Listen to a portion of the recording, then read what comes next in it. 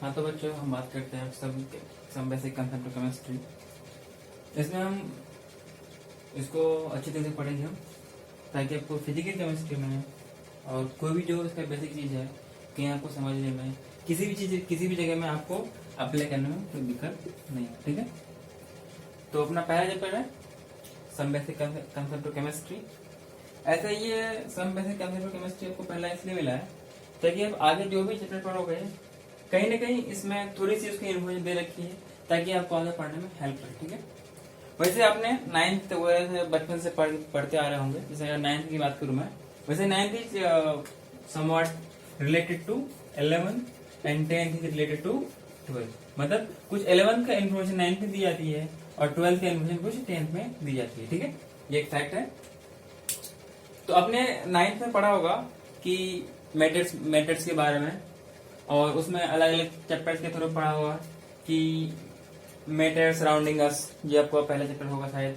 और ये भी पढ़ा होगा तो मैटर सराउंडिंग अस है, इस matter surrounding us is pure और इम्प्योर, ऐसे भी अपना पढ़ा होगा।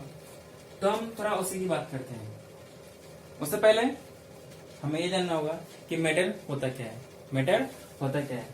मैटर क्या होता है? Anything that occupy space and having some mass. कोई भी चीज जिनके जो कुछ स्पेस ऑक्यूपाई करे, मतलब वॉल्यूम ऑक्यूपाई करे, और उनके पास उनका कुछ मास हो, उसको क्या बोलते हैं? हम मैटर बोलते हैं। ठीक है, मैटर को हम दो पॉइंट ऑफ व्यू से डिवाइड करते हैं। दो पॉइंट ऑफ व्यू से इसको वैसे बहुत तरीके से देख सकते हैं, लेकिन हम इसको दो तरीके से देख रहे हैं। फर्स्ट पॉइंट ऑफ व्यू क्या है कि मैटर को हम 3 स्टेट पे पाते हैं, जैसे सॉलिड, लिक्विड, गैस। अच्छा, ये सॉलिड, लिक्विड एंड गैस है, इसको बोलते हैं क्या? States of matter. मतलब मैटर किस किस स्टेट्स में एग्जिस्ट करती है? सॉलिड है, लिक्विड है, गैस है। सॉलिड है, लिक्विड है, गैस है। तो सॉलिड कब होगा, लिक्विड कब होगा, गैस कब होगा, डिपेंड्स करेगा कि उसका आईएमएफ क्या है, आईएमएफ कितना है, और इंटरमोलिकुलर डिस्टेंस कितना है।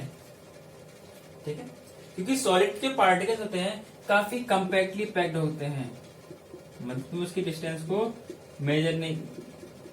इजीली मेजर नहीं कर सकते हो। लिक्विड होगा और थोड़ा गैप का होगा, गैस होगा तो और गैस के मॉलिक्यूल्स और थोड़ा दूर दूर होंगे। ठीक है, ये गैस हो गया, ये लिक्विड हो गया, और ये सॉलिड हो गया। तो मतलब एक तो डिपेंड करेगा कि आईएमएफ क्या है, intermolecular force of attraction. Intermolecular force of attraction, जितना आईएमएफ ज्यादा होगा वो सॉलिड पे होगा। तो ज्यादा आईएमएफ होगा तो सॉलिड होगा, फिर कम होगा तो लिक्विड होगा, और गैस होगा तो लीस्ट आईएमएफ। इसलिए बोलते हैं वीकेएस्ट अट्रैक्टिव फोर्स इसके पास होती है, जिसकी वजह से उनके मॉलिक्यूल्स पास में रहकर दूर दूर हो जाते हैं। ठीक है, इसीलिए किसी भी अगर गैस को किसी भी अगर कंटेनर पर रखोगे तो पूरे गैस का पूरे उस कंटेनर का वॉल्यूम को समा जाता है, वो पूरे के पूरे कंटेनर में फैल जाता है। तो मैंने क्या बोला कि सॉलिड कब होगा, लिक्विड कब होगा, गैस कब होगा, डिपेंड करेगा आईएमएफ क्या है और intermolecular force of intermolecular distance कितना है। ठीक है, अच्छा सॉलिड है, इसको अगर आप हीट करोगे तो लिक्विड बनेगा, इस लिक्विड को हीट करो तो गैस बनेगा, गैस को कूल करोगे तो वापस फिर अगेन लिक्विड बन जाएगा, फिर इसको कूल करोगे तो इसमें आपको बन जाएगा सॉलिड। ठीक है, अब हम बात कर रहे हैं सेकंड पॉइंट ऑफ व्यू से। सेकंड पॉइंट ऑफ व्यू अपने ये कहता है कि जो मैटर है ये दो तरीके से है, एक है मिक्सचर में, एक है प्योर। मतलब मिक्सचर मतलब क्या, दो या दो से ज्यादा सब्सटेंस उसमें मिलावट होंगी, उसको बोलेंगे मिक्सचर। और प्योर में क्या है कि only one type of substance उसमें होंगे।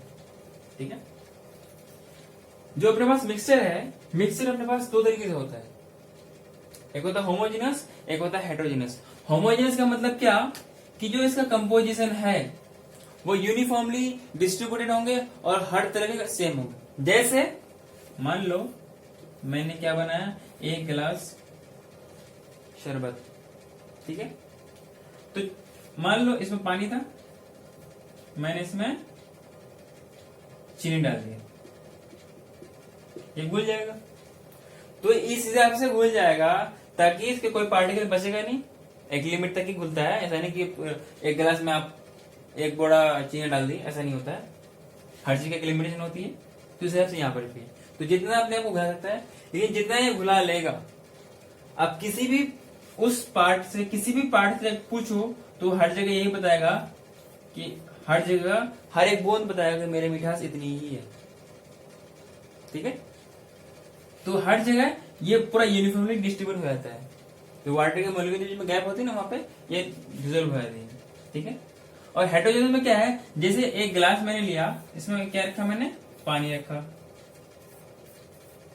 इसमें मैंने बालू मिला दिया, क्या बालू और पानी, सैंड और वाटर मिक्सअप होंगे, कुछ देर के तो वो हिलते रहेंगे, फिर वो सेटल डाउन हो जाएंगे। इसका मतलब कि ये हेटेरोजेनस मिक्सचर है और ये होमोजेनस मिक्सचर है। उसी तरीके से नींबू और पानी मिला दिया, दूध है, ये भी एक तरह का होमोजेनस मिक्सचर है, वो भी यूनिफॉर्मली डिस्ट्रीब्यूट होते हैं। अब बात करते हैं हम किसकी, प्योर सब्सटेंस की। प्योर सब्सटेंस अपने पास दो तरीके से होता है, दो टाइप्स होते हैं, एक होता है एलिमेंट्स, एक होता है कंपाउंड्स। एक होता है एलिमेंट्स, एक होता है कंपाउंड्स। एलिमेंट्स वो सब्सटेंस है जिनमें उनके हर एक पार्टिकल एक जैसे होते हैं। So elements are made up of only one type of particle, either it may be atom और मॉलिक्यूल, चाहे एटम होगा या मॉलिक्यूल होगा। ठीक है, उसी तरीके से कंपाउंड्स क्या होगा कि एक से एक, या एक तो नहीं, दो या दो से ज्यादा, टू और मोर एटम्स ऑफ डिफरेंट एलिमेंट। जैसे मैंने बोला CO2, ये एक मॉलिक्यूल है, दो या दो से ज्यादा है। एक कार्बन का अलग एलिमेंट का एटम है, ऑक्सीजन का ये अलग एलिमेंट का एटम है, ये बना लिया। अच्छा, एलिमेंट है हीलियम, क्लोरीन, कार्बन, हाइड्रोजन, ये सब के सब एलिमेंट हो गए। और CO2 हो गया, HCl हो गया, H2, SO4 हो गया, इन सबको क्या बोलते हैं हम, कंपाउंड बोलते हैं। ठीक है, तो ये दो से ज्यादा एटम ऑफ डिफरेंट एलिमेंट है, different element, different element, different different different element, तो ये हम कंपाउंड बोलते हैं। ठीक है, अब फिर बात करते हैं प्रॉपर्टीज की। किसकी प्रॉपर्टी होती क्या है, आपको नहीं पता है, मैं बताता हूं। कोई भी ऐसा चीज, मतलब कोई ऐसा फैक्टर जो कि टाइम इंडिपेंडेंट हो। क्या बोला मैंने, कोई भी ऐसा चीज, कोई भी ऐसा element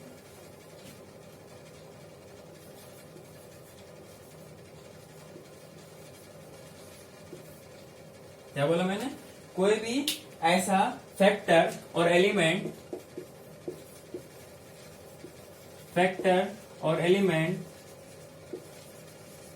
that is time independent, मतलब वो ऐसा फैक्टर और एलिमेंट जो कि वक्त के साथ साथ ना बदले,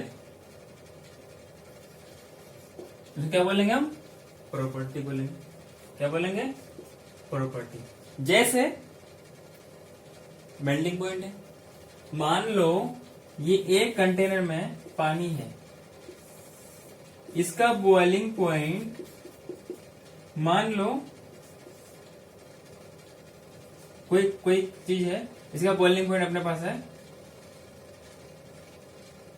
109 डिग्री सेल्सियस। क्या वक्त के साथ साथ ये बदल जाएगा, क्या आधे घंटे बाद इसका बॉइलिंग पॉइंट का जो मतलब बॉइलिंग पॉइंट क्या, वो टेम्परेचर जिसमें वो उबलने लगे, मतलब उनके लिक्विड फेज से ये वेपर फेज में जाने लगे, तो ये बॉइलिंग पॉइंट क्या होता है, मेल्टिंग पॉइंट क्या होता है, ये सब चीज आपको मैं इनके रिस्पेक्टिव चैप्टर्स में पढ़ाऊंगा। 12th में आपको इसका डिटेल्स वगैरह मिल जाएगा, सोल्यूशन वगैरह में, कि बॉइलिंग पॉइंट क्या होती है, मेल्टिंग पॉइंट क्या होती है, आप पढ़ोगे, मैं पढ़ाऊंगा, आपको समझ आ जाएगा। ठीक है, तो इस तरीके से मेल्टिंग पॉइंट हो गया। अच्छा, जैसे मैंने अभी लिया था एक गिलास शरबत, चीनी घोल दिया, तो क्या इसकी मिठास 2 दिन बाद कम हो जाएगा, बिल्कुल नहीं होगा। किसी भी एक पार्टिकल से पूछोगे, हर जगह तुम्हें सेम बताएगा और उतना ही बताएगा, तो इन सबको बोलते हैं प्रॉपर्टी। जैसे एसिड है, एसिड के लिए होगा एसिडिटी, बेस है, बेस के लिए क्या होगा, बेसिसिटी। ठीक है, तो ये सब के सब इनके प्रॉपर्टीज में आते हैं, तो मैं इन सबको थोड़ा डिटेल में लिखता हूं। ठीक है, ठीक है, तो हम एक और बात करते हैं प्रॉपर्टी वैसे अलग तरीके से भी उसको देख सकते हैं, अलग पर्सपेक्टिव में, अलग रिस्पेक्टिव में देख सकते हैं कि property can also be qualitative and quantitative. Qualitative क्या होती है, क्वालिटेटिव क्या होती है? जैसे मैंने बोला वॉल्यूम लेंथ है, वॉल्यूम है, एरिया है। ये प्रॉपर्टी कैसे है? क्या एरिया टाइम के साथ साथ चेंज हो सकती है? बिल्कुल नहीं। वॉल्यूम भी है, अनलेस एंड अनटिल कि बाहर से कुछ एक्सटर्नल चीज अप्लाई ना की जाए तब तक ये चेंज नहीं होगा। जैसे लेंथ है, वॉल्यूम है, एरिया है, इस तरह की बहुत सारी प्रॉपर्टी जो कि अपना क्वांटिटी बताए, ठीक है। उसी तरीके से है क्वालिटेटिव, जो क्वालिटी है उसमें हम अमाउंट की बात नहीं करेंगे। जैसे एसिडिटी है, वो किसी एक भी पार्टिकल से पूछोगे तो एसिडिटी उतनी ही होगी, तो उस तरीके की बेसिसिटी भी होगी, ठीक है।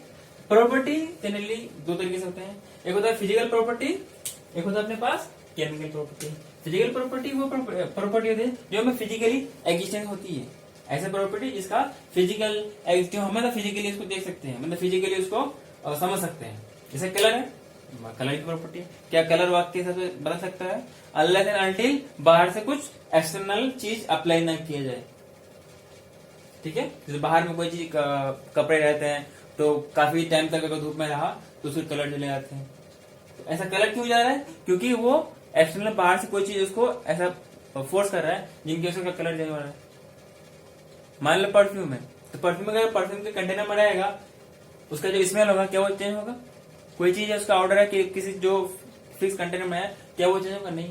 अनलेस एंड अनटिल उसको हम फिजिकली कुछ बाहर से कोई चीज फोर्स ना करें, कोई चीज उसको ऐसा करने के लिए, ऐसा होने के लिए उसको करना कर, तब तक ये चेंज नहीं होगा। तो ये हो गया अपना कलर हो गया, स्मेल हो गया, ऑर्डर हो गया, melting point, boiling point, density, ये सब के सब किसमें आएगा? फिजिकल क्वांटिटी में आएगा, ठीक है। फिर बात करते हैं केमिकल प्रॉपर्टीज। केमिकल प्रॉपर्टी मतलब क्या? इसमें हमें केमिकल्स की जरूरत पड़ती है तो हमें केमिकल प्रॉपर्टीज दिखेगा। जैसे कोई केमिकल है, उसके कोई एसिड है, उसकी एसिडिटी होगी, कोई बेस है, उसकी बेसिसिटी होगी, कोई कंपाउंड है या कोई सब्सटेंस है जिनकी कम्बस्टिबिलिटी भी कुछ ना कुछ होगी, वो वक्त के साथ साथ चेंज नहीं हो सकता है, इसलिए प्रॉपर्टी है। और केमिकल्स की बात कर रहे हैं इसलिए केमिकल प्रॉपर्टीज में आती है, ठीक है। प्रॉपर्टी क्या होती है? फैक्टर्स और element that is time and independent. ये दो तरीके से हम उसको देख सकते हैं। पहला ये है कि ये क्वांटिटेटिव भी हो सकता है या क्वालिटेटिव भी हो सकता है। क्वांटिटेटिव क्या होगा? Length, volume, area. क्वालिटेटिव में क्या होगा? Acidity, basicity. उसी तरीके से प्रॉपर्टी का हम दो पार्ट में और कर सकते हैं, फिजिकल प्रॉपर्टी है, केमिकल प्रॉपर्टी। फिजिकल प्रॉपर्टी क्या है? कलर हो गया, स्मेल हो गया, ऑर्डर हो गया, मेल्टिंग पॉइंट हो गया, बॉइलिंग पॉइंट हो गया और डेंसिटी हो गया। ये सब अपने पास फिजिकल प्रॉपर्टी में आ गई। ये सब आपको इन जनरल पता होना चाहिए। केमिकल प्रॉपर्टी क्या है?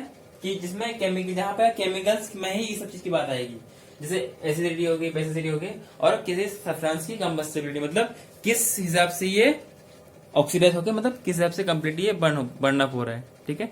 अब हम नेक्स्ट बात करते हैं सिस्टम्स की, मेजरमेंट्स किस तरीके से हम करते हैं।